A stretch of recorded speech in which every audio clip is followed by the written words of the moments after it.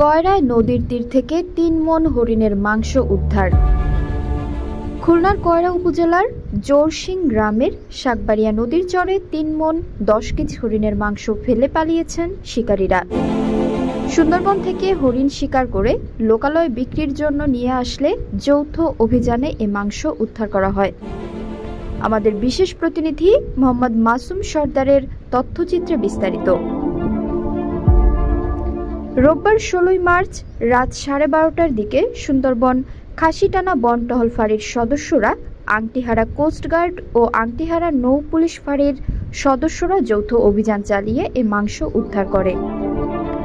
খাসিটানা বন টহল ফাঁড়ির ভারপ্রাপ্ত কর্মকর্তা ছানা রঞ্জন পাল জানান, সুন্দরবন থেকে একদল শিকারী হরিণ শিকার করে মাংস লোকালয়ে নিয়ে আসছে বিক্রির জন্য। এমন গোপন সংবাদের ভিত্তিতে অভিযানে যাই আমরা, কিন্তু শিকারীরা অভিযান জানতে পেরে জোরসিং এলাকা সংলগ্ন শাকবাড়িয়া নদীর চরে মাংসগুলো ফেলে পালিয়ে যায়। ঘটনাস্থল থেকে পরিত্যক্ত অবস্থায় ১৩০ কেজি হরিণের মাংস উদ্ধার করে টহল ফাঁড়িতে আনা হয়। সুন্দরবন সংলগ্ন স্থানীয় বাসিন্দারা বলছেন, এক শ্রেণীর অসাধু জেলেরা ছদ্মবেশে মাছ শিকারের আড়ালে হরিণ ধরার ফাঁদ পেতে সুন্দরবনে নির্বিকারে হরিণ শিকার করছে।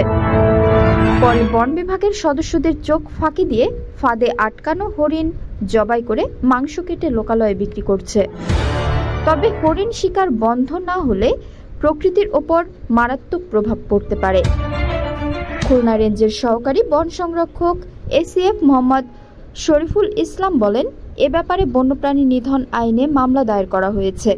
উদ্ধারকৃত হরিণের মাংস সোমবার সকালে কয়রা উপজেলা সিনিয়র জুডিশিয়াল ম্যাজিস্ট্রেট আদালতের অনুমতিক্রমে আদালত চত্বরে মাটিতে পুঁতে বিনষ্ট করা হয়েছে।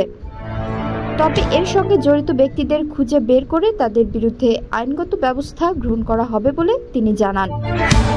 সঙ্গীতা বিশ্বাস, সুন্দরবন 24।